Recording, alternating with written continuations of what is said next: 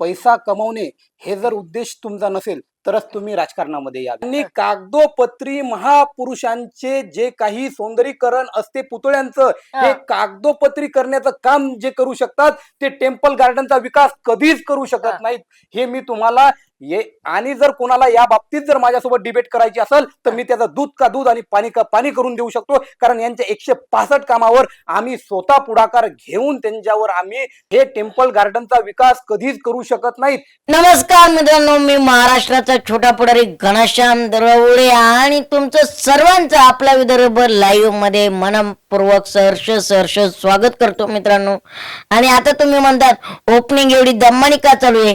कारण तुमच्यासाठी मी खास असा आगळा वेगळा माणूस घेऊन आलेलो आहे. आणि ओपनिंग नाही, शोज बघा आता कसा तडकेबाज होणार आहे. आणि शेवटपर्यंत तुम्हाला शो पाहायचा आहे बरं का, आपला विदर्भ लाईव्ह. मित्रांनो, कसं आहे, राजकारण चालू आहे, खळबळी चालू आहे, विरोधक टीका टिप्पणी करत असतात, रस्त्याचे प्रश्न आहेत, पाण्याचे प्रश्न आहेत, गटार लाईनीचे प्रश्न आहेत, बापरे बाप किती प्रश्न आहेत. पण मित्रांनो, छोटा पुढारी तुम्हाला माहिती काही ना काहीतरी करामती करतच असतो. आता एक करामती आहे, नेता ठेवलाय बाजूला, कार्यकर्ता ठेवलाय बाजूला, सर्वसामान्य जनता ठेवली बाजूला. पण असा काय एक चेहरा घेऊन आलोय की आपण म्हणतो ना, आयला या व्यक्तीचं राजकारणात ऑपरेशन केलंच पाहिजे, या व्यक्तीचं टिंग ऑपरेशन केलंच पाहिजे, या व्यक्तीला त्रास दिलाच पाहिजे. मग त्यासाठी पुढच्या राजकारणी नेत्यांचं ऑपरेशन करायसाठीच मी डॉक्टर घेऊन आलोय तुमच्यासाठी खास बर का. पण मित्रांनो, ह्याच्यात एक ट्विस्ट आहे, थांबा. हे टिंग ऑपरेशन करणार नाहीत, हे ऑपरेशन करणारे डॉक्टर नाहीत, तर हे डॉक्टर आहेत दात पाडणारे डॉक्टर. म्हणजे एखाद्याचा दातही पडू शकतात, डायरेक्ट दात घशातही घालू शकतात. मग असे आपले डॉक्टर आहेत. डॉक्टर साहेबांकडे जाऊया.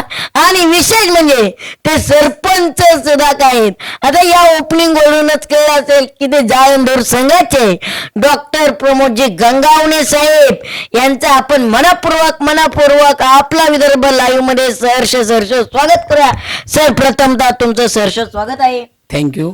बर, मला सांगा, पहिला माझा सवाल आहे, राजकारणाची ओढ कशी लागली? कारण तुमचा पेशा डॉक्टर आहे, डॉक्टर सोडून राजकारणात कसं हे वाटलं? लहानपणामध्येच राजकारणाचे बालकडू मला माझ्या वडिलांकडून मिळाले. वडील सुद्धा समाजकारणात आणि राजकारणात होते, वडील सुद्धा सरपंच होते. आणि त्यानंतर समाजकारणाची आवड असल्यामुळं कॉलेज लाईफ पासूनच मी एबीव्हीपी मध्ये जुटल्या गेलो. त्यानंतर संघामध्ये जुटल्या गेलो आणि एबीव्हीपीच्या तालमीमध्ये आणि संघाच्या विचारामध्ये काम करत असताना हळूहळू राजकारणाकडे भारतीय जनता पार्टीने मला जशी जशी संधी देत गेली तसं मी काम करत चाललो आहे. बर, आता तुम्ही नवचर्चित सरपंच आहात, बरोबर का? हो बरोबर. बर, मला सांगा, एकंदरीत आजपर्यंत राजकारणाचा अनुभव कसा, प्रवास कसा झाला? खरं तर मी सर्व यंगस्टरला म्हणजे मनातून असं सांगेल की जर तुम्हाला राजकारण करायचं असेल तर या क्षेत्रामध्ये येऊच नका. जर खरोखर आयुष्यात तुम्हाला समाजकारण करायचं असेल आणि राजकारणातून पैसा कमवणे हे जर उद्देश तुमचा नसेल तरच तुम्ही राजकारणामध्ये यावे. म्हणजे राजकारण करायचंच असेल तर राजकारणात येऊ नका, म्हणजे हे काय समीकरण? आज जे राजकारण चालू आहे की राजकारणात यायचं, कॉन्ट्रॅक्टर व्हायचं, पैसे कमवायचे, म्हणजे असं पण राजकारण असतं.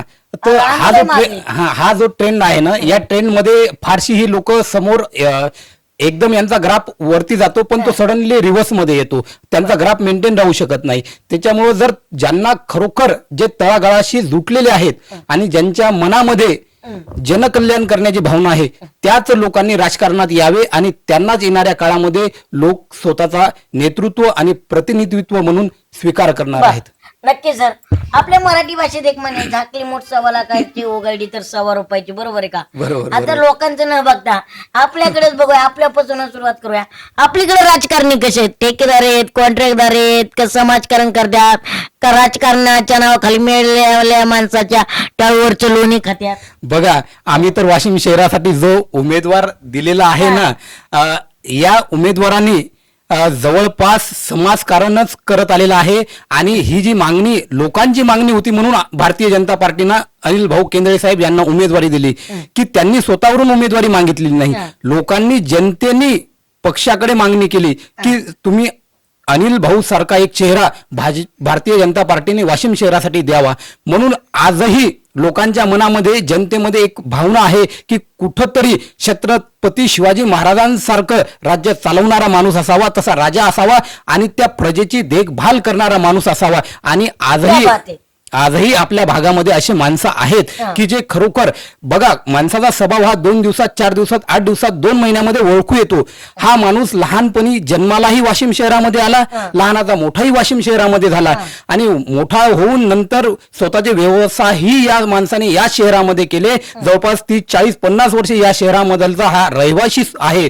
या माणसाला हे जनता सर्व ओळखते आणि 4-5-8 दिवसात जर माणसाचा स्वभाव कळत असेल आणि आज 30-40 वर्षानंतरही या लोकांवर लोक एवढे प्रेम करत असेल तर खरोखर हा नॅचरली माणूस ग्रेट आहे. म्हणून लोक या माणसाच्या पाठीमागे खंबीरपणे उभे राहून या माणसाला निवडून आणण्याची ताकद देत आहेत. बरोबर आहे, निश्चित सर. पण मला एक सांगा, आता तुम्ही डॉक्टर आहात, आजपर्यंत किती लोकांचे डॉक्टर दात बसवले तुम्ही?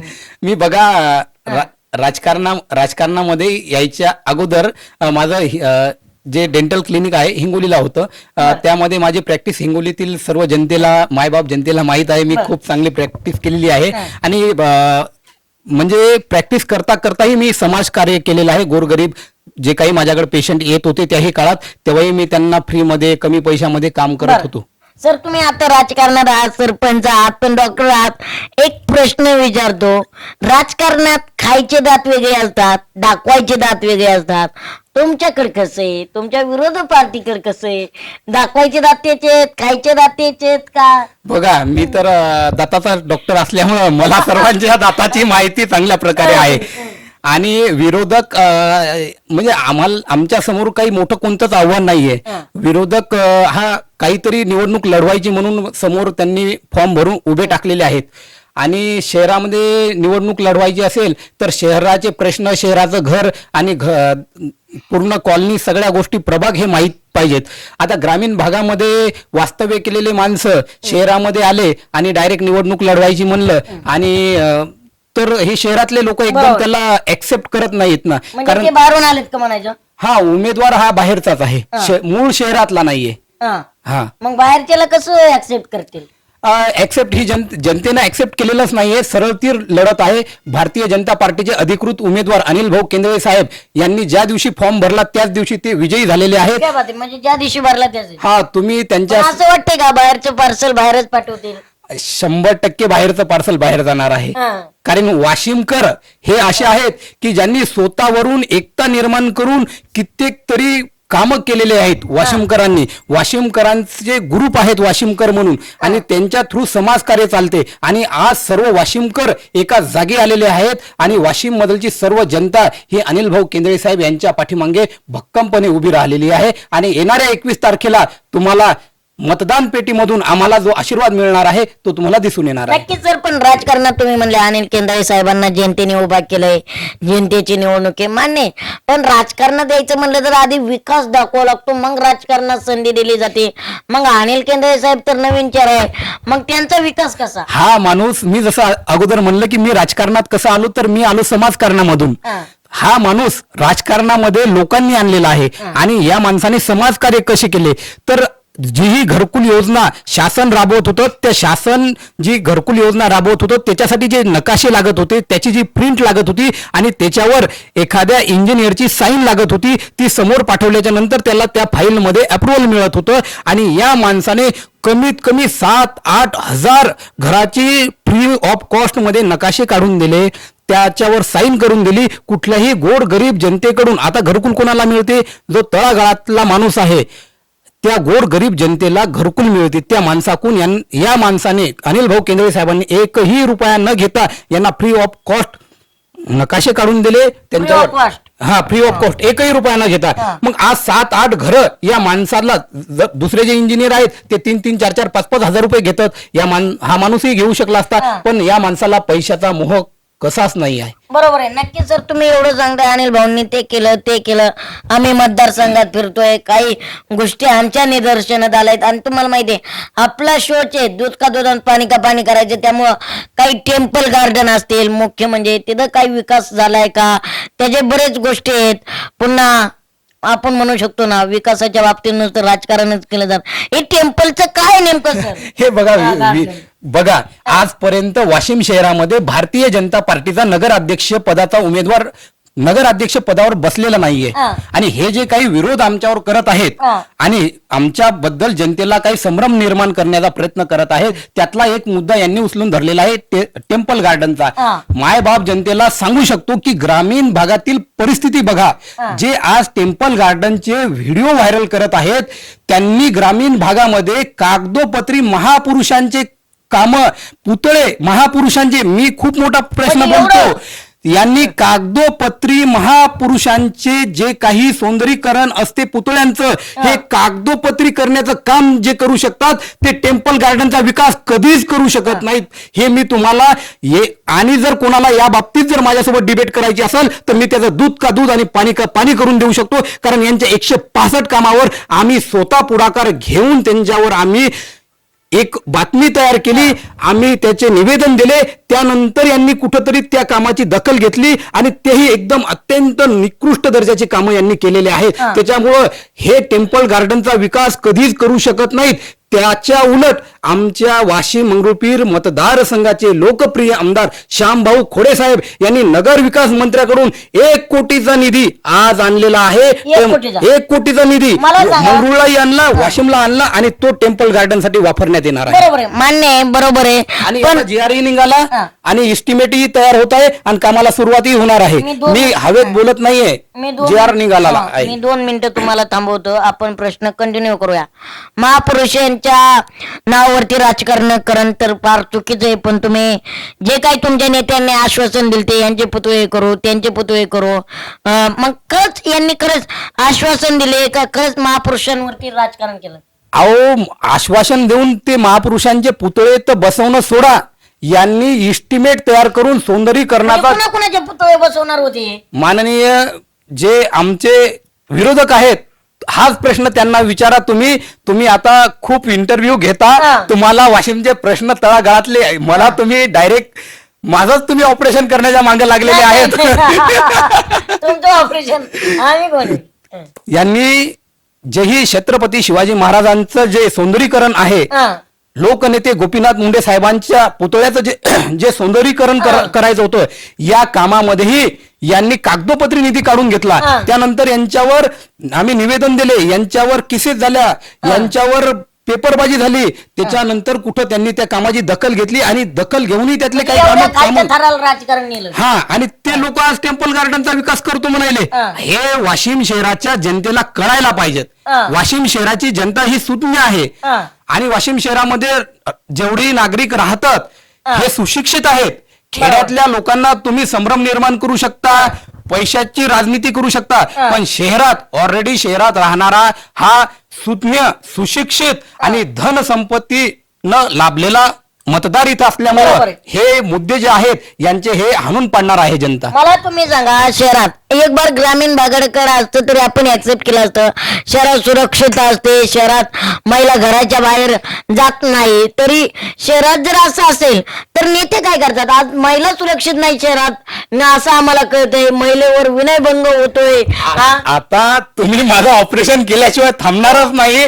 पण हा जो प्रश्न आहे, आमचे जे विरोधक आहेत, जे आमच्या भारतीय जनता पार्टीच्या विरोधात प्रामुख्याने भूमिका घेऊन निवडणूक लढवत आहेत, महिला सुरक्षिततेबाबत माझं तर तुम्हाला विनंती आहे साहेब, तुम्ही जाऊन त्यांची महिला सुरक्षिततेच्या बाबतीत त्यांची तुम्ही मुलाखत घ्यावी. या प्रश्नाचं उत्तर माझ्यापेक्षा ते चांगल्या प्रकारे देऊ शकतात. कारण वाशिम शहरामध्ये महिला किती सुरक्षित, म्हणजे हे दुर्दैव आहे ना, नेत्यांपासूनच महिला सुरक्षित नाही. आता हे मी माझ्यावरचा एक भार तुम्ही कमी केलेला आहे. मी माझ्या तोंडातून जे बोलायला नाही पाहिजे ते तुम्ही बोलून गेलेला आहे. नाही, तेच बरोबर आहे ना. आज महिलांना त्रास होतोय, भार कमी होण्याचं नाही, मग तुम्ही कुठल्या जोरावर मत मागताय ते सांगा. महिला सुरक्षित आहेत का हा प्रश्न, याचं उत्तर आमच्या भारतीय जनता पार्टीच्या वतीने लाडकी बहीण योजना आम्ही राबवलेली आहे. लाडक्या बहिणीचा आम्ही सन्मान केलेला आहे. आणि आज तुम्ही बघा, देशात केंद्रातही 50% आरक्षण लागू करण्याचा निर्णय मोदी साहेबांनी महिलेच्या बाबतीत घेऊन महिलेचा सन्मान केलेला आहे. भारतीय जनता पार्टीने दिल्लीमध्ये एक महिला मुख्यमंत्री बसवलेली आहे. एवढे नेते दिल्लीमध्ये असताना सुद्धा डॉक्टर साहेब 2 मिनिटं तुम्हाला थांबवतो. एकीकडे लाडकी बहीण आणि एक मुद्दा आपल्याला कंटिन्यू करायचा आहे. एकीकडे लाडकी बहिणीचा मुद्दा बरोबर आहे, लाडकी बहीण तुम्ही देताय ह्यालाही मी मान्य करतो, पण त्याचबरोबर लाडकी बहीण तुमच्या मतदारसंघात सुरक्षित आहे का, हा मुद्दा माझा आहे. आणि हा मुद्द्यावरती तुम्ही बोला, हा मुद्दा डायव्हर्ट करू शकत नाहीत.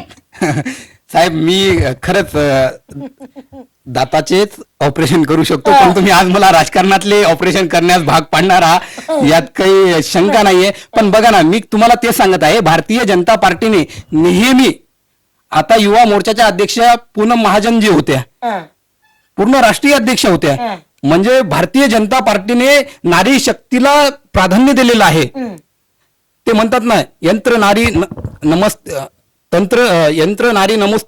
तंत्र रमते देवता, म्हणजे नारी शक्ती हीच पूर्ण शक्ती आहे. म्हणजे जर तुम्ही लक्ष्मीचं पूजन करसाल, नारीचं पूजन करसाल, तरच तुमची लक्ष्मी आणि म्हणजे तुमच्या महिलेला मान सन्मान मिळणार आहे. तसंच भारतीय जनता पार्टीमध्ये नारी शक्तीचा आम्ही आदर करतो, मान सन्मान करतो आणि त्यांना नेतृत्व करण्याची संधी देतो. हेच मी तुम्हाला सांगण्याचा प्रयत्न करत आहे की भारतीय जनता पार्टीच्या वतीने महिला सुरक्षेची काळजी घेतली जाते. पण हाच प्रश्न तुम्ही आमच्या विरोधी पार्टीला विचारून बघा, याचं उत्तर आमच्यापेक्षा ते चांगल्या प्रकारे देऊ शकतात. बरोबर आहे. डॉक्टर साहेबांनी सांगितलंय भारतीय स्त्री आणि इथल्या मतदारसंघातली महिला सुरक्षित आहे का नाही हे विरोधी पार्टीला विचारा. विरोधी पार्टीने जर याच्यावर उत्तर दिलं तर नक्कीच आपल्या विदर्भ लाईव्ह माध्यमातून तुमच्यापर्यंत हा व्हिडिओ नक्कीच आणेल. आपला कार्यक्रम रोखटोके. पण पुढच्या मुद्द्याकडे जाऊया. लाडक्या बहिणीचा विषय आला. लाडक्या बहिणीला 1,500 रुपये मिळतात साहेब, पण तुमचे विरोधक म्हणतात 1,500 रुपये ही लाडक्या बहिणीला देत नाही, तर मतदानासाठी लाडकी बहिणी विकत घेतली जाते. मग हे आरोप तुम्हाला मान्य? आता हा जो आरोप तुम्ही केला ना, तर माझ्या वाशिम शहरातील प्रत्येक लाडक्या बहिणीला माझं आव्हान आहे की हे जी भाषा वापरत आहेत की लाडक्या बहिणीला विकत घेण्याची, येणाऱ्या 20 तारखेला मी आव्हान करतो माझ्या लाडक्या बहिणीला, भारतीय जनता पार्टीचे जे नगर अध्यक्ष पदाचे अधिकृत उमेदवार आहेत अनिल भाऊ केंद्रे साहेब यांच्या समोरचं बटन दाबून यांना प्रचंड मताने विजयी करा आणि आपल्या अनिल भाऊ केंद्रे साहेबांचं जे हात आहेत विकास कामासाठी बळकट करा आणि जे तुम्हाला विकत घेण्याची भाषा करत आहेत त्यांना मतदान रूपी आशीर्वाद देऊन तुम्ही त्यांना प्रत्युत्तर द्या, हे माझं लाडक्या बहिणींना आव्हान राहील. बरोबर आहे. पण आता मला सांगा, विरोधक आपण म्हणतोय, नेमकं विरोधक कोण आहेत तुमचे?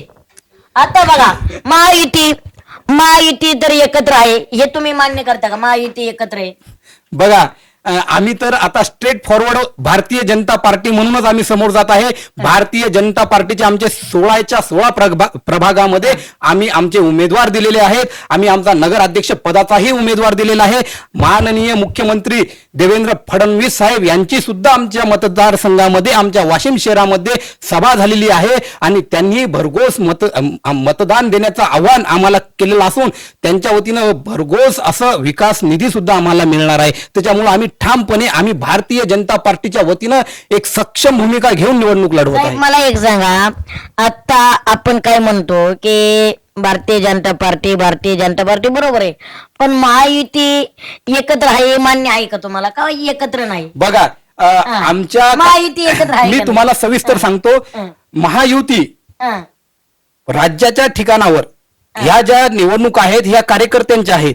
यामध्ये कार्यकर्त्यांचा मान सन्मान मिळाला पाहिजेत, कार्यकर्त्याला नेतृत्व करण्याची संधी मिळाली पाहिजे, कार्यकर्त्याला उमेदवारी मिळाली पाहिजे. हाच एक ध्यास देवेंद्रजी फडणवीस साहेब, बावनकुळे साहेब यांचा आहे. आमचे जे प्रदेश अध्यक्ष आहेत रवींद्र चव्हाण साहेब यांचा आहे. त्यानुसार तुम्ही जे मला प्रश्न विचारत आहेत, आम्ही सक्षमपणे भारतीय जनता पार्टी म्हणूनच इथं निवडणूक लढवत आहे. गॅस आहे, सक्षम लढायला मान्य आहे. पण नगर अध्यक्षासाठी मग धनुष्यबाणाने उमेदवार का नाही दिला? नगर सेवकासाठीच उमेदवार का दिला? नेमकं तुम्हाला खाली आणायचं होतं कोण, वर आणायचं होतं कोण? हे पण समीकरण. मी फार छोटा एक कार्यकर्ता आहे.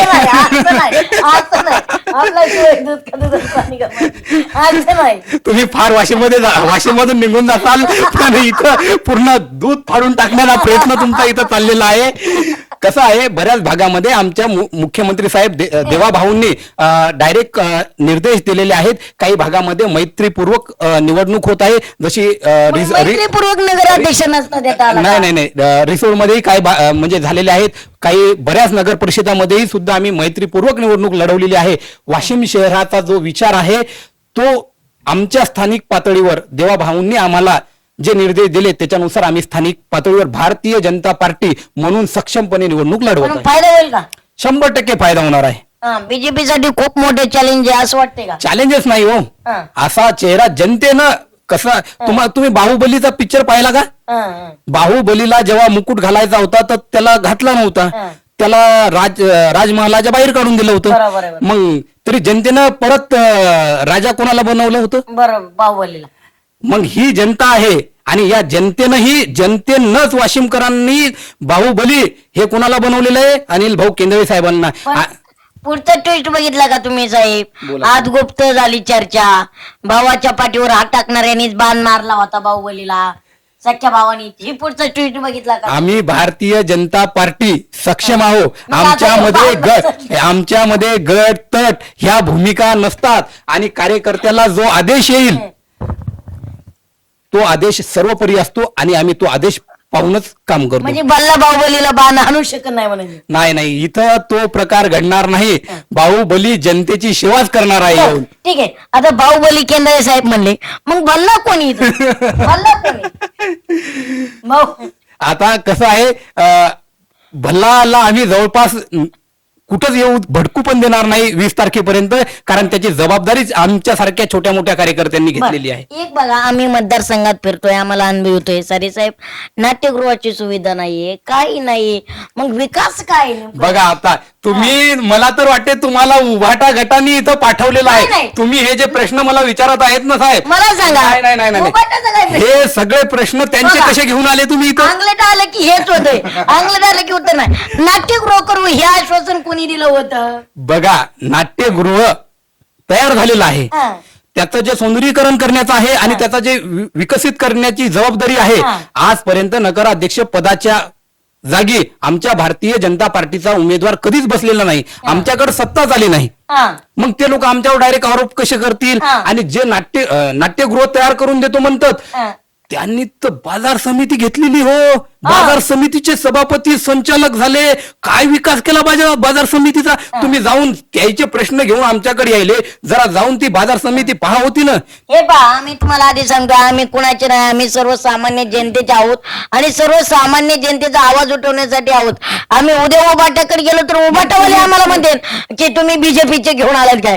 आम्हाला घेणं देणं नाही. तुम्ही जे आश्वासनं दिल्यात ते कामं केलं का ते सांगा. माझा जे नाट्यगृह बनवू हा. असा व्हिडिओ आणि असं आव्हान देत आहेत हा. त्यांना माझा सरळ प्रश्न आहे, ज्या काळात तुमच्याकडे बाजार समिती आली होती त्या बाजार समितीचे हाल काय केले? त्या शेतकऱ्याचे हाल काय केले तुम्ही? त्या बाजार समितीमध्ये कोणाचे किती गाळे आहेत? कोणाच्या सामान्य लेकराला तिथं नोकरी मिळाली का? कोणाला सामान्य माणसाला तिथं रोजगार मिळायसाठी तिथं त्यांना आडत दुकान चालू करण्यासाठी तुम्ही एखादा गाळा शिल्लक ठेवला का? सगळे गाळे 2-2, 4-4 स्वतः घ्यायचे, स्वतःच्या जवळचे माणसं तिथं भरायचे, नोकऱ्या देताना स्वतःच्या जवळच्या माणसाच्या तिथं भरत्या करायच्या. म्हणजे असं आहे राजकारण? नाहीतर 50-50 लाख रुपये. अहो, त्या बाजार समितीच्या तुम्ही सचिव पदाची 1 कोटीच्या वरी बोली लावता आणि तुम्ही नाट्यगृहाचा विषय घेऊन समोर येता. मला वाटते साहेब, हे प्रश्न वाशिमकरांना सगळं माहित आहे. आजपर्यंत जो समोरचा उमेदवार आहे त्यांनी बऱ्याच जागी सत्ता भोगलेली आहे आणि त्या सत्तेचा वापर त्यांनी स्वतःची धनसंपत्ती गोळा करण्यासाठी वापरलेला आहे.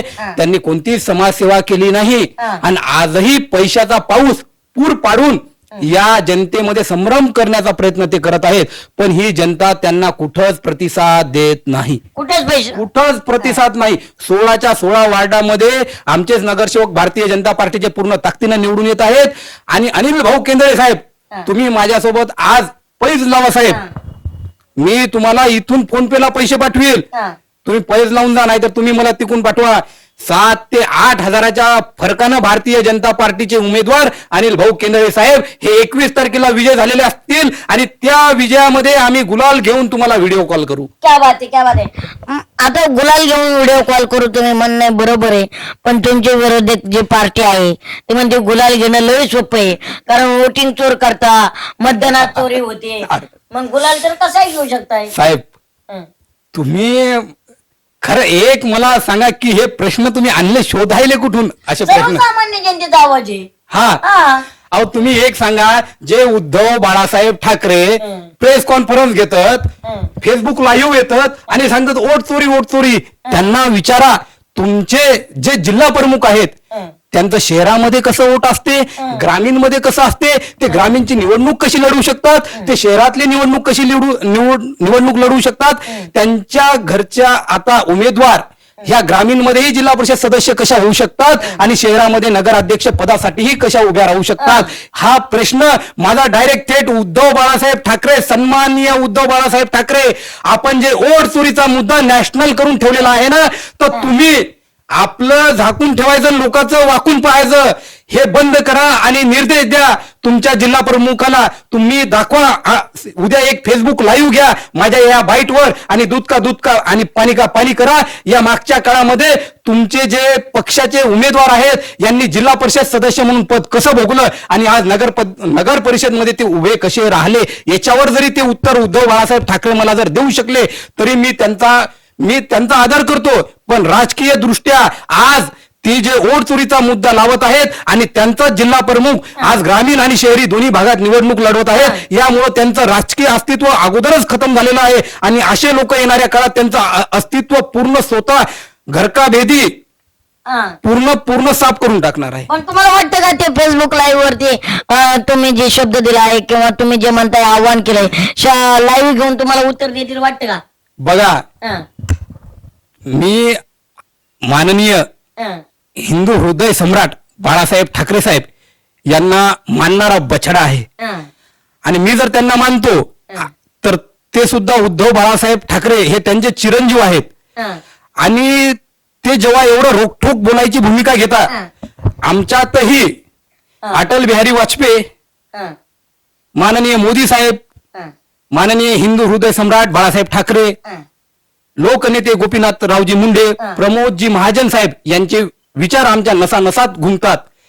जर संविधानाचं पुस्तक घेऊन वोट चोरीची गोष्ट घेऊन फेसबुक लाईव्ह येऊ शकतं, तर एका सामान्य जे बाळासाहेब ठाकरे साहेबांच्या विचारावर चालणारा एक बछडा कार्यकर्ता आहे, तो जर त्यांच्यावर आरोप करत असेल तर त्यांचं काम आहे फेसबुक लाईव्ह यायचं, त्यांचा जिल्हा प्रमुख बनवून घ्यायचा, 10 वर्षाच्या त्यांच्या मतदार याद्या बनवून घ्यायच्या आणि दूध का पाणी करायचं आणि प्रत्येक न्यूज चॅनलवर मला स्वतः बोलवायचं आणि त्यांनी सांगायचं की हा जो आरोप डॉक्टर प्रमोद गंगावणे यांनी डायरेक्ट आरोप आहे, कुणावर आहे? माननीय सन्माननीय उद्धव बाळासाहेब ठाकरे या व्यक्तीवर जर डायरेक्ट आरोप करत असेल तर माझ्याकडे त्याचे पुरावे आहेत आणि त्यांनी त्यांचे पुरावे दाखवावे, मी माझे पुरावे दाखवणार. बरोबर आहे, नक्की सर. पण बोलता एक वाक्य तुम्ही बोललायत की मी बाळासाहेब ठाकरे साहेबांचा बछडा आहे, मी त्यांच्या विचारांचा वारसदार आहे. बरोबर आहे, सगळं मान्य. पण एक बघा, बाळासाहेब ठाकरे साहेबांची एक इच्छा होती, जाताना ते सांगून गेलते की मी गेल्याच्या नंतर माझ्या उद्धव साहेबांना साथ द्या, माझ्या उद्धवला साथ द्या. मग तुम्हाला वाटलं नाही का बाळासाहेबांचा बछडा उद्धवला साथ द्यावा? उद्धव ठाकरे साहेबांच्या काय अशा गोष्टी खटाकल्या की तुम्हाला त्यांना साथ देता नाही आली? बघा, मी तुम्हाला अगोदरच सांगितलं, विषय कसा असतो, राजकारण हा भाग वेगळा असतो.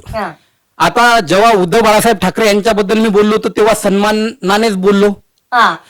राजकीय पार्ट वेगळा असतो आणि जेव्हा आपसी पार्ट असतो हा वेगळा असतो. आता त्यांना जनतेने नाकारलेला आहे, त्यामुळं मी आजही तुम्हाला जनतेशी निगडीत, जनतेला तळागाळातून घेऊन बोलत आहे. कुठंतरी त्यांचा जो संपर्क आहे तो फेसबुक लाईव्ह पुरताच मर्यादित राहिला. जनतेपर्यंत, तळागाळापर्यंत जसे देवाभाऊ पोहोचू शकले, सन्माननीय मुख्यमंत्री देवाभाऊ हे तळागाळातील, आज ते काय माझ्यासारख्या कार्यकर्त्याला नाव घेऊन बोलू शकतात. मुख्यमंत्री एक जो डायरेक्ट नाव घेऊन बोलू शकतो, कारण तो माणूस लहानपणापासून वयाच्या 20व्या-21व्या वर्षापासून विचारधारेशी जुटला. त्यांनी कार्यकर्ता म्हणून समोर आला, कार्यकर्ता म्हणून काम केलं मला सांगा. आणि आज मुख्यमंत्री झालेला आहे. हा जो फरक आहे ते सोन्याचा चमच घेऊन जन्माला आलेले नाही, कार्यकर्ता म्हणून जन्माला आले. आणि जे सोन्याचा चमच घेऊन जन्माला येतात आणि जे कार्यकर्ता म्हणून नेता तयार होतो यामध्ये जमीन आसमानचा फरक बरोबर आहे. आहे. नक्कीच तुम्ही बोलात, काही मत नाही त्याबद्दल, मत नाही. पण एकंदरीत तुम्ही आता काय म्हणले, जनतेने उद्धव ठाकरेंना नाकारलं, बरोबर. पण ते तर जेव्हा सभा घेतात तेव्हा ते काय म्हणतात, मला जनतेने नाकारले नाही, मला गद्दारांनी नाकारले. मग गद्दारांनी कसं नाकारले? 40 जण गद्दार होऊ शकतात साहेब. जेव्हा खासदारकीला तुमचे उमेदवार महाविकास आघाडीचे जवळपास मला वाटते 30-31 निवडून आले, तेव्हा तुम्ही गुलाल उधळला, तुम्ही फार महाराष्ट्रामध्ये भाषणं केले, फेसबुक लाईव्ह वर परत आले. आणि जेव्हा आम्हाला मॅन्डेट मिळते विधानसभेमध्ये तेव्हा तुम्ही म्हणता की ही वोट चोरी आहे, ईव्हीएम हॅक आहे. मग साहेब, ज्यावेळेस खासदारकीचं निवडणूक झालं, लोकसभा झाली, त्यावेळेस मग हे ईव्हीएम हॅक नव्हतं का? बरोबर बरोबर. हा? हा बी प्रश्न परत होईन राव, तेव्हा कोण गेलते? तेव्हा कुठे गेले होते? तेव्हा त्यांनी का म्हणलं नाही की ईव्हीएम हॅक झाल्या होत्या? परत मतदान घेऊ. मग आणि ते म्हणतात बॅलेट पेपरवर निवडणुका होऊन जाऊन द्या, दूध का दूध आणि पाणी का पाणी. बॅलेट पेपरवर यांना हुकुमशाही करण्याची सवय लागलेली आहे, दहशतवाद निर्माण करण्याची सवय लागलेली आहे. बॅलेट पेपर, आता तुम्ही बिहार बघता ना तुम्ही, याच्या अगोदर बिहारची परिस्थिती काय होती आणि आज बिहारची परिस्थिती काय आहे? आज का परत भारतीय जनता पार्टीला आणि नितीश कुमारच्या सरकारला, चिराग पासवानच्या सरकारला का बिहारच्या लोकांनी आज त्यांना परत एक संधी दिलेली आहे, परत एनडीएचं सरकार तिथं बनलेलं आहे? काहीतरी तिथं जनतेनं अभ्यास केला असेल ना. या अगोदरची जे जंगलराज बिहारमध्ये चालू होता आणि आज तो जंगलराज कुठंतरी भारतीय जनता पार्टीच्या वतीने संपुष्टात आणण्याचं काम केलेलं आहे. बघा, मी तुम्हाला सांगतो, ही जी वाशिम मधलची निवडणूक आहे ना, ही निवडणूक जनतेने डोक्यावर घेतलेली आहे. तसंच भारतीय जनता पार्टीला जनतेने डोक्यावर घेतलेलं आहे. 2 खासदारापासून तर आम्ही 303 खासदारापर्यंतचे दिवस बघितलेले आहेत. आमच्या पंतप्रधानाचा सन्मान जगामध्ये होत आहे. असे आम्ही भारतीय जनता पार्टीचे कार्यकर्ते आहोत. आम्ही जनतेशी नाळ जोडून ठेवतो. मला सांगा, जनतेशी तुम्ही नाळ जोडून ठेवताय त्याबद्दल तुमचा आभारच आहे. पण एकंदरीत आता तुमच्या विरोधी पक्ष नेत्यांनी अशी घोषणा दिली, देश बचाव, बीजेपी हटाव, जातीवरती राजकारण होतंय, जातीपातीचं राजकारण. या घोषणांनी काही हे प्रश्न तुमचे नाही आहेत, हे प्रश्न तुमचे असूच शकत नाही. जो माणूस वाशिम मध्ये 2 दिवस झाले आला तो डायरेक्ट असे म्हणजे तळागाळातील प्रश्न बाहेर काढत आहे. साहेब, तुमच्या माहितीसाठी सांगू का, हा माणूस 2 दिवस जरी वाशिम मध्ये आला असला ना, हा माणूस पहिले 1 महिना महाराष्ट्र फिरून आलाय आणि तेव्हा प्रश्न घेऊन आलाय. हा माणूस ऑफिस मधून उठलाय आणि डायरेक्ट तुमच्या पैसे आलेला नाहीये. मला तो मुद्दा आपल्याला डायव्हर्ट करायचा नाही. बीजेपी जातीपातीचं राजकारण करते, बीजेपी हटाव, देश बचाव, या अशा टिप्पी न मानता अशा पद्धतीने प्रचार केला जातोय. बघा, वाशिम शहर आमचं चांगलं आहे, पण आता मी माझ्या तोंडातले शब्द तोंडात ठेवतो, कारण ते खूप मोठं नाही खूप मोठं ऑपरेशन होईल. तुम्ही कोणाची सुपारी घेऊन तर नाही आले ना? कारण सवय आहे काही लोकांना सुपारी देण्याची, म्हणून म्हणत आहे. बघा कसं आहे, जातीपातीच्या राजकारणामध्ये वाशिम शहराचा मी तुम्हाला तळागाळातील जे विरोधामध्ये आमचे उमेदवार आहेत त्यांच्याबद्दल तुम्हाला माहिती देतो. बघा, आज ते तुम्ही म्हणत आहे जातीपातीचं राजकारण. आम्ही माणूस जातीपातीचा राजकारण न करणारा, ज्या माणसाला मुस्लिम समाज मतदान करत आहे, ही खूप मोठी गोष्ट आहे. बरोबर, ही खूप मोठी गोष्ट आहे.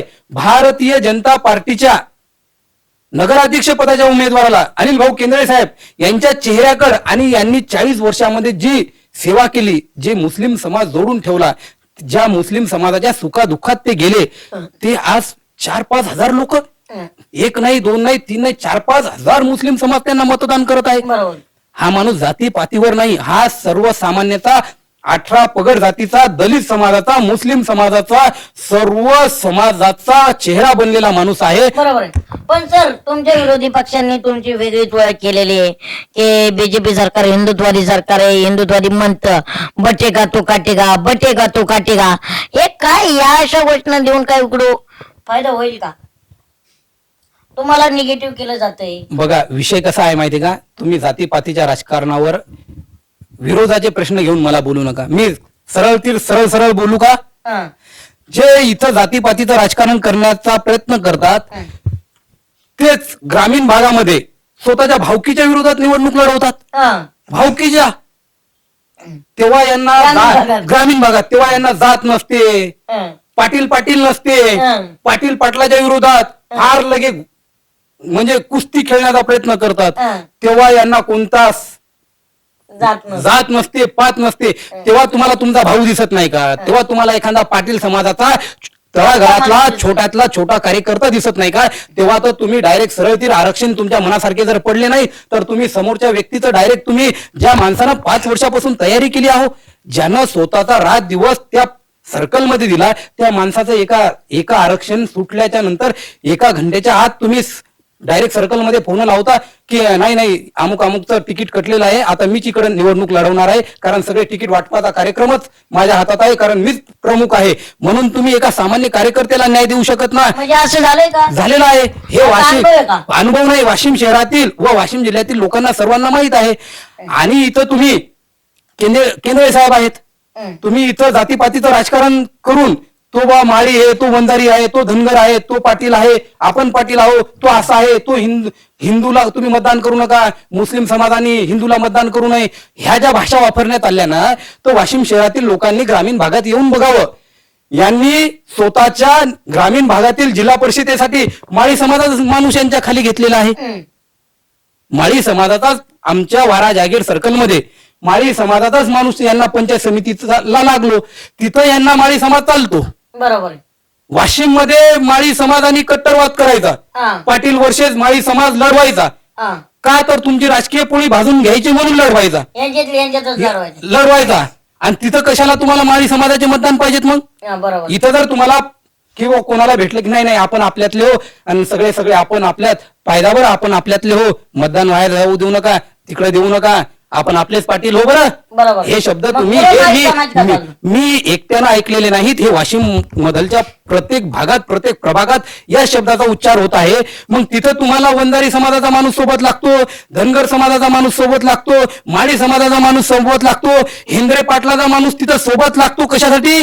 फक्त मतदान घ्यायला. त्याला उमेदवारी द्यायला लागत नाही. त्याची उमेदवारी काटून तुम्ही स्वतः समोर येऊन उमेदवार घेऊन तुम्ही निवडणूक लढवणार आहात. तिथं एका दिवसात एका सामान्य कार्यकर्त्याची उमेदवारी काटून मग तिथं. आणि इथं हेंद्रे समाज तुम्हाला सोबत लागायला का तर तुम्हाला नगराध्यक्ष पदाची खुर्ची घ्यायची आहे. मग तिथं माझा एक प्रश्न आहे, सर्वसामान्य जनतेला माहित आहे, मग तिथं त्या सामान्य कार्यकर्त्याची हेंद्रे पाटील समाजातील एका माणसाने 5 वर्षे त्या कार्यकर्त्यानं अहोरात्र कष्ट केले, त्या माणसाची तुम्ही एका रात्रामध्ये का उमेदवारी काढली हो? तिथं तुम्हाला हेंद्रे पाटील समाजाला नेतृत्व द्यावं का वाटलं नाही हो?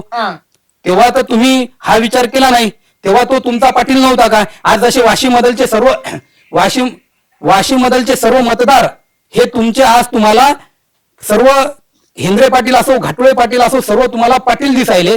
आणि मग ग्रामीण भागात जे हेंद्रे पाटील आहेत ते तुम्हाला घाटोळे पाटील आणि हेंद्रे पाटील तेव्हा तिथे एक का वाटले नाहीत त्याला उमेदवारी देताना. आणि तिथंच तुम्ही घाटोळे पाटील वर्षेस घाटोळे पाटील निवडणूक का लढवायले? तिथं घाटोळे पाटील जो समाजाचा एक दुसरा उमेदवार आहे त्याला तुम्ही डायरेक्ट समोर पुढाकार देऊन त्याला पुढे येण्याची संधी का देत नाही? हाही माझा त्यांना एक प्रश्न आहे. इथं जर तुम्हाला सर्व पाटील समाज एक करायचा आहे ना, मग ग्रामीण मध्ये तुम्ही पाटील समाजाला एकमेकाच्या विरोधात का लढवता?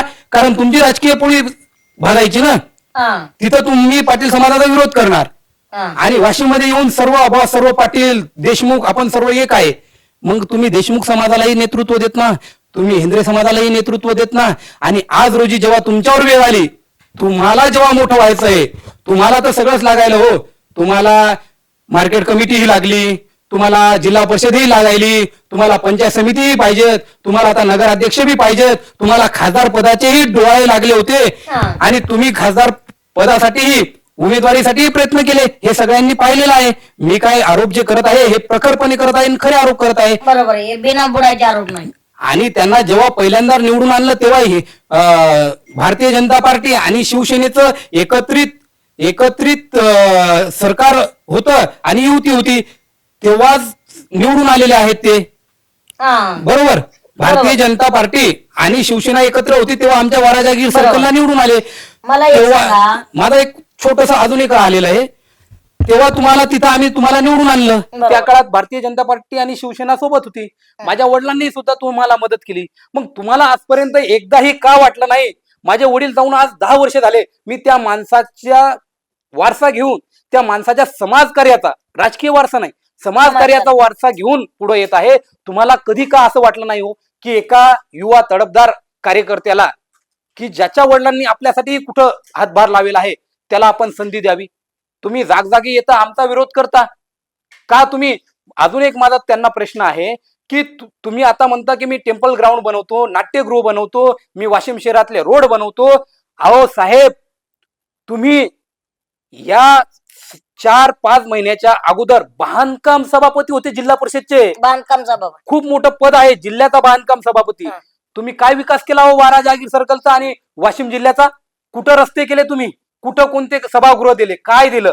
काहीच दिलं नाही हो. यांनी सगळ्या गोष्टी कागदोपत्री केलेल्या आहेत. आणि यांना जर बांधकाम सभापती असून हे जर ग्रामीण भागाचा विकास करू शकले नाही, तर आज नगर अध्यक्ष पदावर बसल्याच्या नंतर वाशिम शहराचा काय विकास करणार आहेत? ज्यांनी ग्रामीण भागामध्ये बांधकाम सभापती एवढं मोठं पद स्वतःकडे असतानाही ग्रामीण भागांना हे न्याय देऊ शकले नाहीत, ते लोक आज वाशिम शहरामध्ये येऊन अतिक्रमण करत आहेत आणि अतिक्रमण करून आम्ही वाशिम शहराचा भार उचलू असं भासवत आहेत. हे फार चुकीचं आहे आणि वाशिम शहराच्या प्रत्येक नागरिकांना ही गोष्ट माहीत आहे आणि वाशिम शहराचा प्रत्येक नागरिक सुज्ञ आहे आणि ही गोष्ट आज त्यांच्याकडे त्यांच्या माहिती आहे आणि मी सुद्धा माझ्या वतीनं त्यांना परत एकदा रिकॉल करून देत आहे. नक्कीच नक्कीच. पण सर एकंदरीत जिल्ह्याचे खासदार म्हणलं तर एक मोठी व्यक्ती आली, जबाबदार व्यक्ती आली आणि जबाबदार व्यक्तीने काही शब्द बोलणं फार चुकीचं असतं, कारण त्यांच्या शब्दावर खास मीडियाचं बी लक्ष असतं, जनतेचंही लक्ष असतं. तुमच्याच कार्यकर्त्यांना ते म्हणलेत हे विषारी, ते हे पापी आहेत, बीजेपीच्या कार्यकर्त्यांना. बघा, खरंच तुम्ही विचारलं. सन्माननीय खासदार देशमुख साहेब हा, यांचा मी तो व्हिडिओ बघितलेला आहे. हा, त्यांनी आता आमच्यासारख्या कार्यकर्त्याला काही नसते, पक्षानं जी दिली भूमिका ती निभवायची हा, आणि सरळ चालायचं असते. हा. संघर्ष पथ पर जो भी मिला ये भी सही वो भी सही, जे पक्ष सांगाल ते काम करायचं. हा. आपल्याला काही देणं घेणं नसते. आम्ही कार्यकर्ते, आमच्यासारख्या सामान्य कार्यकर्त्यावर त्यांनी अशी टीका करायला नाही पाहिजे. अहो, आम्ही आमच्या भारतीय जनता पार्टीनं काय पाप केलं? लाडकी बहीण योजना चालू केली म्हणजे पाप केलं का? हा. मुख्यमंत्री सन्मान निधी हा चालू केला म्हणजे पाप केलं का? हा. आणि आज रोजी तुम्ही बघा, कुठेही ऍक्सिडेंट होऊ द्या, कोणतीही एखादा मोठा भयंकर आजार होऊ द्या, मुख्यमंत्री सहायता निधी तुम्ही तुमचे कागदपत्र अपलोड केल्याच्या नंतर विदिन 1 to 2 hour मध्ये जमा होत आहे. मग हे पाप भारतीय जनता पार्टी करत आहे असं त्यांना म्हणायचं आहे का? हा. आज शेतकऱ्याच्या खात्यामध्ये, पूरग्रस्त शेतकऱ्यांच्या आणि अतिवृष्ट शेतकऱ्याच्या खात्यामध्ये तुम्ही आता फिरून राहिले, ग्रामीण भागामध्ये फिरा, 60-60, 70-70 हजार रुपये या शासनाने जमा करून विष पसरवलं का? हे म्हणायचं आहे का सन्माननीय खासदारांना?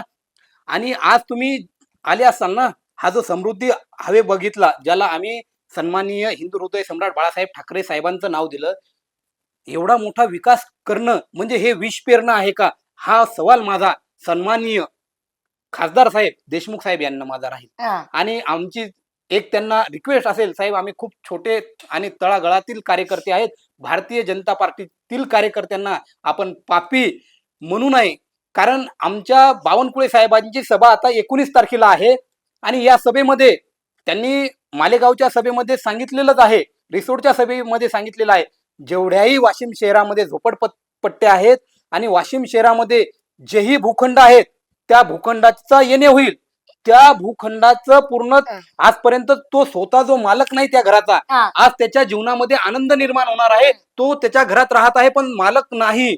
त्याने पैसे तर समोरच्याला दिलेले आहे, जागा स्वतः घेतली पण मालक नाही. पण भारतीय जनता पार्टी हा जो एक विचार आहे तो त्यांना मालक बनवत आहे. मग हे मालक बनवण्याचं जे काम भारतीय जनता पार्टीच्या वतीने होत आहे, हे पाप, याला पाप करणं म्हणणं आहे का? हा सवाल माझा खासदार सन्माननीय खासदार देशमुख साहेबांना आहे. दुसरा एक माझा असा प्रश्न आहे की उज्ज्वला गॅस योजना ही मोदी सरकारने लॉन्च केली, ज्या माझ्या मातेच्या, मी एक सामान्य गरीब घरातून कुटुंबातून आलेलो आहे, मी माझ्या आईच्या डोळ्यामध्ये धुपट जाताना बघितलेलं आहे. माझ्या आईचे डोळे आजही बघितलेले आहेत. तुम्ही माझ्या घरी या, माझ्या आईचे डोळे आजही लाल पडलेले आहेत. जोराने. माझ्या ग्रामीण भागातील महिलांचे डोळे आजही तुम्ही बघा लाल बुंद दिसतात. माझे डोळे तुम्हाला लाल बुंद दिसत असतील जोराने. का? कारण जेव्हा आई स्वयंपाक करायची तेव्हा आम्ही आईच्या अवताल भोवताल खेळायचो आणि ते जे धुपट आहे ते आमच्या डोळ्यात जायचं, आमच्या आईच्या डोळ्यात जायचं. आज त्या महिलांसाठी उज्ज्वला गॅस योजना मोदी सरकारनं लॉन्च करून ते जो एक डोळ्यांचा आजार होत आहे ना, त्या आजारापासून मुक्ती देऊन महिलेचा सन्मान केलेला आहे. म्हणून आम्ही सांगत आहे पण की एकीकडे गॅस योजना दिले, भारत गॅस योजना दिले, सगळं मान्य आहे. पण एकीकडे महागाई वाढवली का? महागाई वाढलेली नाही मुळातच. हं, आपण बघत आहे, आपण लहान होतो तू हं. तेव्हाच्या सुखसुविधा आपल्या काळात मोबाईल होता का हो? नव्हता. लहानपणीच्या काळात. नाही. आज आपल्या घरातल्या प्रत्येक माणसाजवळ लेकराजवळ मोबाईल आहेत. महागाई जर वाढली असती भरपूर तर आपल्या घरात प्रत्येकाजवळ मोबाईल असते का हो? बर. महागाई वाढलेली नसून या महागाईचा वाढ झाली असा भास करून देण्याचा प्रयत्न विरोधक करत नक्कीच असतात. नक्कीच शेवटचा एक प्रश्न विचारतोय तुम्हाला. केंद्र साहेबांविषयी काही जनतेला आव्हान करायचंय का? बघा, ओ खुलोसो प्यार के मोती लुटा के चलते हैं, सभी को अपने गले मिला के चलते हैं. ओ खुलोसो प्यार के मोती लुटा के चलते हैं, सभी को अपने गले लगा के चलते हैं. और करे भी उनके कद का अंदाजा, और करे भी कैसे उनके कद का अंदाजा. वो आसमां है पर सर झुका के चलते हैं, वो आसमां है पर सर झुका के क्या चलते. बात आहे, क्या बात आहे. आव्हान केलेलं आहे साहेब, आपण एवढी रोखठोक भूमिका बांधली त्याबद्दल तुमचा आभार आहे. पण एवढं बोलताना भीती नाही का वाटली? हा? बघा कसा विषय आहे. त्यातून तुमचं लग्न पण नाही झालं. हा? भीती वाटत नाही का एवढं रोखठोक शेर बोलून? को कुत्ते हा. धमका सकते हैं, पर हाँ. डरा नहीं सकते. क्या बात आहे. शेर को कुत्ते धमका सकते लेकिन डरा नाही सकते. लाखातले एक वाक्य बोललेले आहेत आणि डॉक्टर साहेबांनी चांगल्या पद्धतीने ऑपरेशन केलं नाही म्हणता येणार, पण त्यांचे दात त्यांच्या घशात घातलेत असं म्हणता येईल. समजणं वालो कोई इशारा काफी होत आहे. डॉक्टर साहेबांचं म्हणजे प्रमोद गंगवणे साहेबांचं मनपूर्वक आपला विदर्भ लाईव्ह मध्ये सहर्ष स्वागत, आभार मानतो. वेळात वेळ काढून दिल्याबद्दल, त्यांनी आपल्याला मुलाखत दिली त्याबद्दल त्यांचा आभार मानतो. आणि त्यांच्याही मागं खूप धावपळ आहे, प्रवास आहे. पण येणाऱ्या काळात बघूया आता कमळ कसं इथं फुलतंय आणि फुलवतानाचे हे शिलेदार आपल्याला पाहायलाच मिळेल. पात्र आपला विदर्भ लाईव्ह वरती छोटा पुढारी विशेष कार्यक्रम. So much thank you.